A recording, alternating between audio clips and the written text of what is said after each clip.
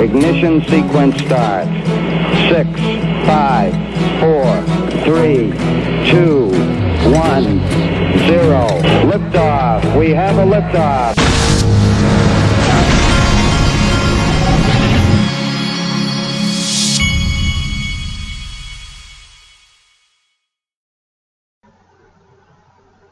Hey everybody, this is the digital asset investor. I must be tired this afternoon because I just started this video and then realized I had not plugged my microphone in, so I had to restart it. I just got off the treadmill and now my wife's on the treadmill, so if you hear anybody on the treadmill, that's who it is. You probably won't because it's a few rooms over. First I wanted to start you out. This is X-Men XRP, at XRP33. Give him a follow. Sends me a lot of great information. He sent me this article from Bloomberg.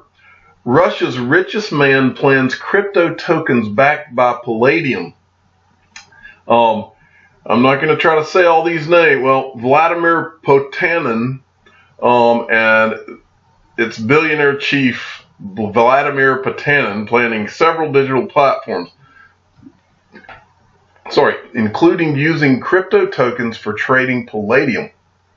The world's top palladium producer is in talks with Swiss authorities about issuing tokens by its Switzerland-based palladium fund and may eventually expand the concept to other metals. That he said in an interview in Moscow. How awesome is that? So anyway, you're as I've told you many times, it's not just going to be palladium, it's going to be gold, it's going to be silver, it's going to be copper. Everything, the world is going to be tokenized. And what's going to trade side by side in different trading pairs with all of those things? That's right, XRP and some of the digital assets that were born of the technology itself.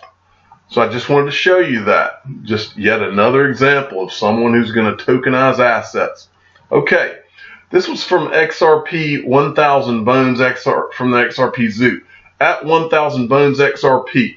I like this little poll because he's copied in there just about every major exchange that is or is being that is going to be started. He says, which would you prefer as a base currency to buy all other coins with? And let me refresh this so we can see where this poll is. I just wanted to give this poll a boost because he copies all these digital asset exchanges. He's got 842 votes. 94% of the vote is XRP. I think that all of these places need to be aware of this. So go in and it's at 1000 Bones XRP. Go in and vote in his poll and let's get this word out. Retweet it as well. Okay. Next, from XRP Veteran, I'm not going to go into the whole article, it kind of speaks for itself. Ripple partner HSBC wants more global mainstream adoption for DLT solution. The HSB exec urges the CFTC to make more positive noise about blockchain. I wonder why HSBC would want the CFTC to be making more positive noise about blockchain and distributed ledger technology. I think it's obvious. Okay. Moving along. Now, I'm about to show you something really interesting. This is Web Surfer at Web Surfology. Sorry, I'm wetting my whistle here a little bit. At Web Surfology sent me this, and this is a really good article right here, okay? I'm going to read you a few things out of this. This is this was an interview done with Tom Jessup, who is going to run Fidelity Digital Assets. The title is, it's still very much an early adopter market. All right. Now, there are so many things in this article that this guy says that they'll sound very familiar to many of you who have been listening to my channel. And the reason they'll sound so familiar is because I've been screaming this from the rooftops for the last 8 months. Almost exactly what is said in this article. And so I want you to listen and listen good. Fidelity has recently begun offering a Bitcoin custody service. We started with what I'll call crypto native types. So a lot of crypto hedge funds, Jessup says, they're dipping their toes, seeing whether the water is nice enough to swim. Behind them stand about $2.5 trillion in funds under management. A wholesaler of 401k pensions. The combined market cap of all cryptos and tokens currently stands at about $140 billion. That's one publicly traded stock company. It's just 10% of Apple shares. The global stock market, by comparison, is $100 trillion, making cryptos 0.1% of it. Then you have the gold market, which is some trillions, housing, of course, bonds, and so on. We're also seeing, quite frankly, even from the advisor community, interest from financial advisors. Financial advisors are sort of the gatekeepers to the entrance of the investment world. They're presumably the ones who study portfolio theory and all the rest. Their aim is usually not stupendous gains or losses, but reasonably continuous gains over years and perhaps decades. For that, they have some rules of thumb. Don't put all your eggs in one basket is a mainstream one. Have different uncorrelated assets is probably the golden one.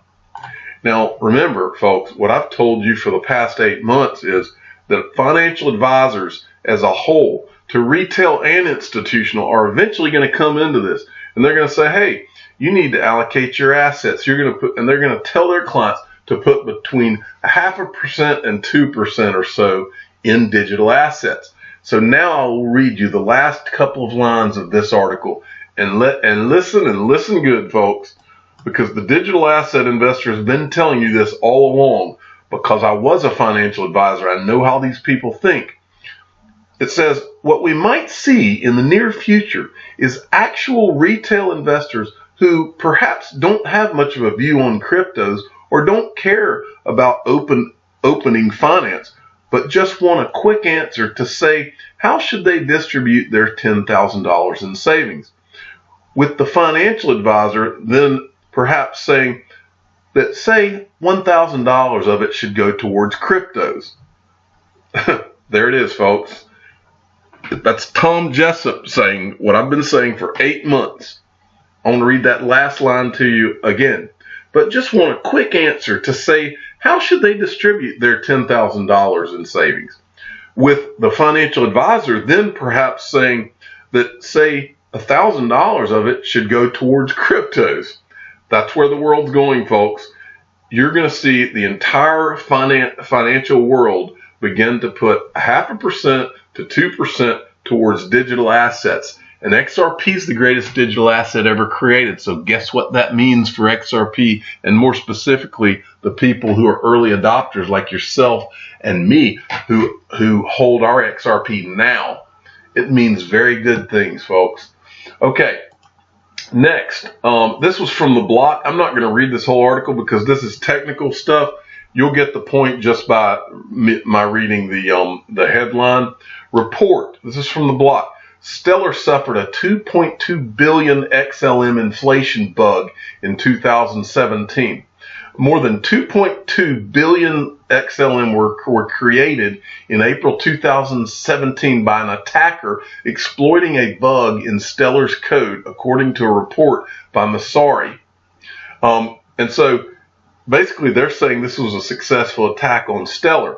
Then David Schwartz comes in and he replies, and he says, invariant checking would have prevented this, and links to an article on Ripple's website to explain.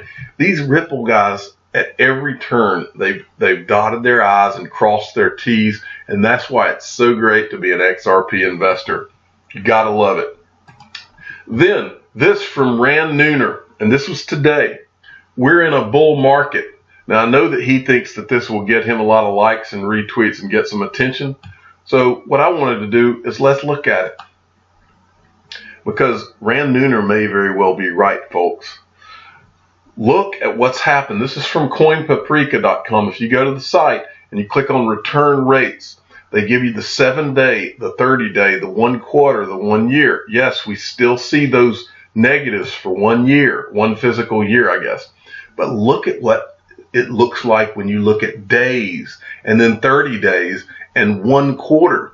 Now, I want to draw your attention to something interesting.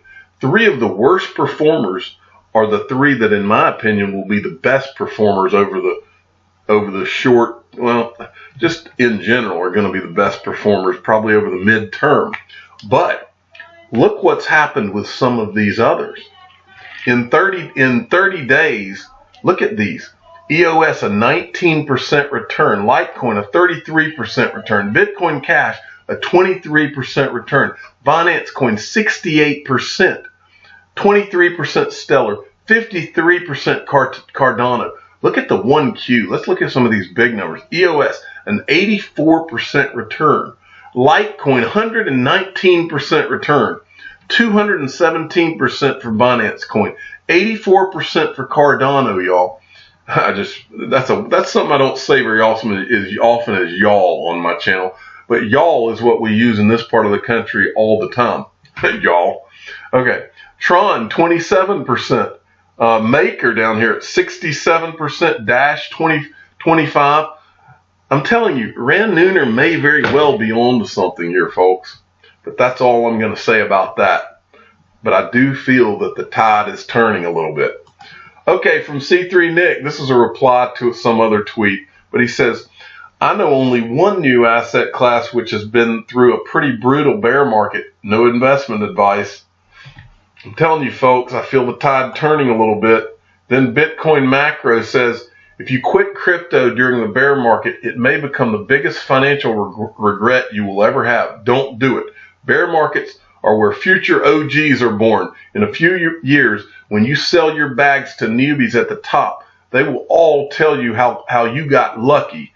And folks, those of you that have been with me and have been listening to this channel and have been on Twitter and have been active for this bear market, pat yourself on the back because you put your big boy pants on, you manned up, you didn't cry and whine about it, you just did your thing, and you either held or you kept adding and averaging down, and that's what it's all about. Bear markets don't last forever and bull markets don't last forever. But the people who get on and the ones who really do well in these markets are the ones who can keep the emotions out of it and do what they need to do when everybody else is crying and running for the hills.